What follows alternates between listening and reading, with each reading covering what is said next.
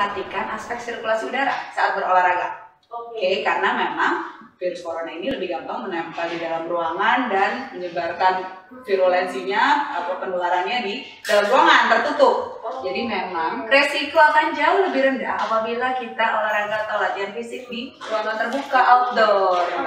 Gitu. Berarti pilihan yang paling tepat adalah outdoor ya? Outdoor. Tapi kan kalau outdoor nanti ketemu banyak orang tuh dok. Nah, betul. Jadi memang untuk olahraga pun walaupun udah outdoor, kita punya prinsip get in, train, get out. Get in, train, get out. Jadi kita memang datang untuk olahraga, untuk train, untuk latihan. Nggak seperti yang kalau kita memang kebutuhannya buat social needs. Jadi datang udah olahraga kadang-kadang cuma sebentar, terus abis itu ngongko-ngongkonya, makan-makan barengnya, jajan barengnya, itu dia. Jadi memang tetap mesti dibatasin, kalau jaga jarak tetap harus yang 2 meter, terus yang memang cuma latihan doang. Habis itu ya untuk social time-nya untuk sekarang itu yang perlu dikurangi.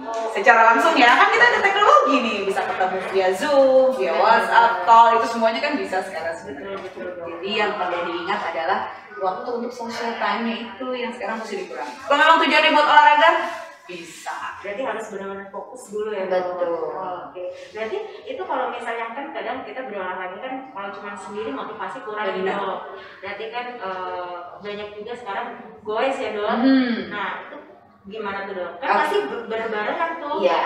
Ya memang aspek teman di dunia olahraga nggak bisa dikecilin bahasa. Ya jadi emang aspek teman tuh segitu besarnya. Apalagi untuk orang-orang yang sukanya olahraga tim seperti saya. Saya kenapa pilih timnas volley waktu Asian Games 2018 di pinggir lapangan tuh liatin timnas kita tuh rasanya bahagia banget. Emang karena dari SD udah olahraga volley. Jadi volley itu ada olahraga lain memang peran teman tuh segitu besarnya gitu ya. Kalau udah diajakin main volley, nih main volley, ikutnya aku jemput ya. Udah itu rasanya kayak udah nggak bisa ditolak lagi. Begitu pula dengan goes, lari, itu kan memang biasanya berkomunitas.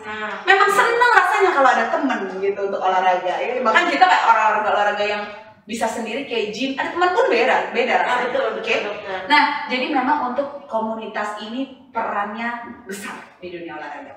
Saat kita olahraga kita seneng, malah tubuhnya aja udah senang. Ya untuk menjadi bugar, untuk keluarin keringat, untuk gerak itu udah senang. Itu mengeluarkan endorfin bahasanya. Endorfin itu adalah zat bahagia tubuh, morfin alami tubuh yang bikin semua sakit hilang, bawaannya senang, itu kayak hormon holiday juga sebenarnya. Nah saat kita punya temen juga lagi olahraga itu bawaannya tuh jadi bikin kecanduan, ya begitu rasanya. Nah jadi memang rasanya pengen banget sepedahan, goes atau lari sama teman-teman komunitas lagi gitu. Nah jadi memang untuk itulah yang paling penting harus sekarang ini sedikit ditekan, karena memang komunitas kan kita jadi dengar ya ada klaster goeser, ada klaster runner. Ya itu memang karena keinginan itu segitu besarnya, udah bikin kecanduan sampai pengen banget, tapi protokol kesehatan yang kurang dijaga. Oke. Jadi sebisa mungkin perhimpunan dokter spesialis kedokteran olahraga merekomendasikan untuk tetap latihan fisik di rumah saja Mbak Sarah. Ya karena di rumah paling aman. Toh di rumah pun sebenarnya bisa loh ada peran komunitas. Pakai Zoom bareng-bareng, online bareng, lari virtual, sepedahan gue pakai yang statis di rumah tapi tetap dengan teman-teman, itu juga bisa sebenarnya kan, walaupun tetap nggak kayak asli yang kayak kita jalan bareng. Nah, andaikan memang itu sudah, aduh dok, nggak bisa banget nih dok, aduh maunya keluar deh, nggak enak banget di rumah, maunya jalan lihat ijo-ijo, lihat udara segar, apalagi daerah Sentul gini kan emang oke banget buat olahraga. Nah, kalau memang udah seperti itu, ada beberapa protokol yang mesti tetap dijaga, Mas Sarah. Yang pertama tadi, tetap jaga jarak 2 meter nih kalau sebelahan. Oke? Kalau dia gerak depan belakang, kalau misalnya dia lagi jalan, itu 5 meter depan belakang. Karena kan dia bisa terbawa droplet. Dan olahraga ini adalah AGP, Aerosol Generating Procedure. Itu adalah tindakan yang memproduksi aerosol. Artinya udara pernafasan kita nih jadinya kecil-kecil, sekretnya, cairannya itu bisa lebih gampang terbawa udara, melayang lebih lama di udara. Jadi saat misalnya kita bergerak ke depan itu masih bisa 5 meter ke belakang. Kalau kita lari bisa 10 meter ke belakang. Kalau dia atau lari atau sepeda santai. Kalau sepeda balap itu harus 20 meter depan belakang. Gitu, jaga jaraknya. Itu ada penelitian di Belgia yang membuktikan tentang seberapa jauh itu droplet atau aerosol bisa terbawa saat olahraga. Nah, yang kedua, tetap menggunakan masker. nggak apa-apa deh dong. Nah, jadi kan, gitu. nah kan emang ada infonya tuh ya para healthy people ini apa? Gara-gara masker jadi meninggal guys. Iya. Gitu kan, ada 3 kasus kalau nggak salah. Jadi yang perlu diingat adalah masker ini akan mengganggu metabolisme kita. Benar, dia bikin kurang oksigen karena dia menghalangi pernapasan. Ya biasanya kita nggak ada halangan apa-apa, terus sekarang harus ketutup gitu ya. Itu mengurangi frekuensi napas. Jadi napasnya jadi lebih lambat, oksigen yang masuk lebih kurang. Logikanya, iya dong kalau oksigennya kurang, kita olahraga kan butuh oksigen banyak. Ya fatal dong dok. Nah, memang kita kalau mengedukasi ini dari segi medis harus berdasarkan bukti penelitian. Ternyata penelitiannya nggak kayak gitu loh mbak. Logikanya kan kalau kurang oksigen saat lagi olahraga fatal ya akibatnya. Ngap lah, bahkan bisa jadi meninggal gitu kan yang parah. Ternyata penelitiannya ada caranya supaya si masker ini kan istilahnya masker kan yang paling gampang bikin kita terhindar dari corona, gitu kan? Di masa pandemi ini yang paling simple. Istilahnya kalau motong daging ya paling dengan pisau aja, paling gampang. Cuman masalah kalau kita nggak tahu cara mainnya, aturan mainnya, nah kita bisa luka. Kalau hati-hati pakai pisau. Begitu pula masker. Jadi yang penting ini di masker aturannya yang tahu. Jadi waktu itu saya langsung mencari penelitian yang menjadi dasar kita mau mengedukasi bagaimana. Jadi penelitian tentang hubungan antara masker dan olahraga. Jadi setelah diteliti para healthy people, masker ini cuma mengganggu olahraga intensitas tinggi 80-85% heart rate maksimal. Artinya heart rate maksimal itu 220 kurang umur Basara. Jadi kalau misalnya kita umur 20 nih ya, udah deg-degan yang dokter jangan tanya umur saya. Enggak. Kita anggap aja kita masih 20 tahun ya. Jadi kalau kita 20 tahun berarti heart rate maksimal kita 220 kurang 20 200. Intensitas sedang itu adalah 64-76% heart rate maksimal. Artinya kalau 264 berarti 128 denyut per menit sampai 76 berarti 152 denyut per menit. Kalau kita jaga di intensitas sedang ini adalah intensitas olahraga yang terbukti meningkatkan sistem imun kita Mbak Sarah. Saat lagi pandemi ini kan kita memang tujuannya olahraga buat meningkatkan sistem imun ya. Bukan intensitas tinggi. Intensitas tinggi itu yang bisa bikin overtraining, akan bisa bikin kita jadi kelelahan, malah nurunin sistem imun. Contohnya yang intensitas. Oke. Kalau mau ukur pakai kasarnya, intensitas rendah tuh kalau kita jalan santai masih bisa ngobrol, masih bisa nyanyi. Buat napas tuh nggak pakai effort, nggak pakai usaha. Intensitas sedang tuh udah mulai deg-degan, udah mulai kayak napasnya mesti atur gitu ya, tapi masih bisa ngobrol. Oke, itu kayak misalnya jogging, misalnya jalan cepet gitu, lari santai gitu ya. Kalau intensitas tinggi yang udah ngos-ngosan, yang udah ngoyo, yang udah bener-bener lari gitu, yang cepet banget, yang dia udah nggak bisa lagi pikirin yang lain, pokoknya fokus ke badan dia, itu intensitas tinggi. Itu heart rate-nya biasanya kalau diukur di atas 76 tadi.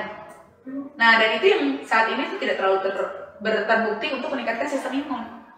Jadi saat pandemi ini, healthy people kita cukup tahan heart rate latihan fisik dengan menahan heart rate di intensitas sedang tadi. Berarti kalau umur 20 tahun dari 128 sampai 152. Makanya biasanya kita kalau spesialis kedokteran olahraga monitor latihan pakai heart rate monitor. Jadi dia objektif. Selain tadi talk test itu yang tadi bisa nyanyi, bisa ngobrol dan nggak bisa ngobrol lagi. Ya itu intensitasnya diukur dari situ, ringan, sedang atau berat. Kita tahan di sedang aja. Nah, kalau misalkan ditahan di sedang, dia tidak akan terganggu metabolismenya oleh masker ini. Gitu. Jadi masker ini memang hanya mengganggu intensitas tinggi, dan kabar gembiranya hanya pada first use, penggunaan pertama. Kalau udah terjadi familiarisasi, badannya udah terbiasa pakai masker saat olahraga, nggak ada lagi ketidaknyamanan. Gitu Mbak Sarah, itu penelitiannya gitu. Berarti beradaptasi ya dong. Badan kita ini hebat sekali untuk bisa beradaptasi, familiarisasi atau menyesuaikan diri dengan stres di luar kita. Kalau udah terbiasa ya udah gak ada masalah. Gitu. Nah, sekarang yang mesti diingat adalah saat first use itu nih seberapa lama kan biar terbiasa kan. Jadi di penelitian itu cuma dibilang first use aja, penggunaan pertama. Langsung dong aku pakai main volley. Aku volley kan Sabtu Minggu kan, weekend warrior. Dan Sabtu Minggu di dekat rumahku. Jadi dia hari Sabtu aku pakai masker hari Sabtu.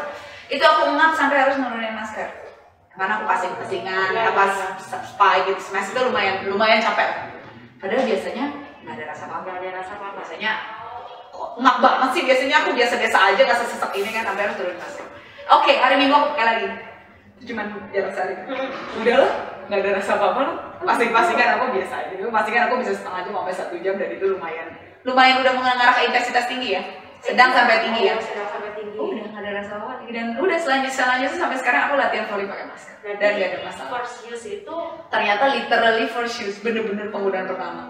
Aku cuma satu kan gak bisa jadi ini ya. Aku tanya dong teman-teman aku beberapa, sampai aku post di IG aku @dokmita tuh ya, aku tanya waktu aku pakai masker. Ini aku doang apa? Bagaimana sih pengalaman kalian gitu? Buat tahu emang ini first use doang apa enggak. Ternyata di situ banyak yang komen, iya dok, aku sepedahan 100-an kilo lebih pakai bak nggak ada masalah. Karena memang udah biasa dari dulu sebelum pandemi ini juga udah pakai masker kalau sepedahan. Yang lari juga kayak gitu, yang kan juga kayak gitu. Jadi memang sebenarnya intinya adalah mesti membiasakan diri dulu dengan intensitas yang sedang. Kalau udah biasa, bahkan masker ini bisa jadi latihan. Ada yang namanya elevated training mask. Itu masker yang lebih kayak si band gitu loh, yang kayak bener-bener nutup banget. Itu memang dipakai atlet buat latihan supaya nanti pada saat tanding dia nggak pakai masker itu rasanya perkasa banget. Karena dia udah terbiasa olahraga latihan dengan oksigen yang kurang gitu. Jadi saat dia oksigennya cukup, nggak ada halangan, itu jadi dia leluasa banget dan rasanya hebat sekali. Ada peningkatan performa. Ya jadi untuk urusan masker ini sebenarnya aman kalau tahu cara mainnya. Oke, jadi tadi jaga masker, jaga jarak, tetap pakai masker. Yang ketiga, jangan saling pinjam peralatan. Bawa sendiri anduk, baju, masker kalau basah. Ya kalau basah kan nggak bisa, masih bawa lagi. Atau ada juga masker yang waterproof tuh. Dan yang keempat adalah tetap jangan sentuh wajah. Ya, jangan sentuh wajah. Nah itu mesti hati-hati tuh ya, itu mesti cuci tangan ya. Cuci tangan dulu baru sentuh wajah, mata, hidung, dan mulut. Karena itu mukosa yang ada kemungkinan masuk virus coronanya. Dan jangan sentuh peralatan umum. Tetap jaga jarak, tetap pakai masker, jangan pinjam peralatan, dan jangan sentuh no touch activity. Jadi free touch activity, jangan sentuh peralatan umum dan wajah kita. Gitu kalau memang kita mau ke tempat umum untuk olahraga. Ada pertanyaan nih. Boleh. Istiani 07. Dok mau nanya, apa saja yang termasuk olahraga berat dan olahraga ringan? Jadi Mbak Isti, ya ini Mbak Isti, ini nanyanya olahraga yang berat dan ringan, gak bisa kita jawab sama buat semua orang. Karena olahraga ini maksudnya intensitas berarti ya, intensitas ringan sedang berat tadi. Karena Mbak Isti, satu orang dari waktu ke waktu aja bisa beda, ya. Dan orang satu dan orang lain juga bisa beda. Contohnya gini. Pasien datang ke aku nih, dok saya mau latihan dong, saya pengen meningkatkan kebugaran. Kebugaran itu artinya bisa kemampuan melakukan aktivitas sehari-hari tanpa keluhan. Oke, dia sehat, tapi disuruh jalan jauh capek, itu namanya gak bugar. Oke, kalau sehat itu adalah keadaan tanpa penyakit. Cek gulanya bagus, cek jantungnya oke, semuanya tensinya bagus. Begitu suruh jalan jauh capek berarti dia sehat tapi gak bugar. Begitu pula sebaliknya, orang bugar, atlet nih, dia bisa lari jauh, gak capek-capek, dia bisa angkat beban, dia bisa ambil barang di atas nggak pakai terkilir, artinya badannya fleksibel, tapi begitu dicek dia ternyata asma. Ada juga banyak. Ya ternyata dia sakit gula, ada atlet sakit gula. Atau ternyata dia ada gangguan jantung. Kan kita sering dengar ya, apa pesepak bola meninggal di lapangan itu berarti ada sesuatu di jantungnya yang mesti dideteksi tuh. Banyak kan ada yang nggak terdeteksi. Jadi orang sehat belum tentu bugar, orang bugar belum tentu sehat. Ada pasien datang, dok saya mau latihan. Bagaimana caranya supaya saya bugar, setidaknya saya nggak gampang capek, misalnya gitu. Jadi dia datang, Mbak Sarah, misalnya aku suruh latihan kardio. Jadi latihan kan ada 3 jenis, cardiorespiratory endurance buat daya tahan jantung paru, latihan beban, dan latihan fleksibilitas kelenturan. Saat yang kardio nih, misalnya ya, kita mau bilang dia olahraga, contoh satu ini jenis latihan yang kardio, olahraga ringan, sedang, beratnya apa bedanya? Dia datang pertama, aku suruh jalan di treadmill. Untuk masuk intensitas sedang kan, jadi dia pemanasan dulu 5 menit, terus nanti intensitas sedang di tadi misalnya dia 20 tahun, ya aku mau capai denyut nadinya di 128 sampai 152. Dia jalan di treadmill, kecepatan 3. Dia itu jalan santai, karena dia sama sekali belum pernah olahraga sebelumnya. Udah masuk di intensitas sedang. Dia latihan 3 kali seminggu. Lalu datang lagi nih 2 minggu lagi. Ternyata 2 minggu lagi kecepatan 3, dia masih 110 denyutnya, belum masuk intensitas sedang. Aku naikin kecepatannya. Ternyata sekarang 4,5 baru masuk 128. Jadi dia di 4,5. Itu intensitasnya udah beda tuh nggak? Jadi yang pertama dia intensitas sedang, olahraga sedang buat dia adalah jalan santai. Yang selanjutnya olahraga sedangnya jadi jalan cepat. Selanjutnya kalau udah biasa lagi dia bisa lari, itu termasuk olahraga ringan.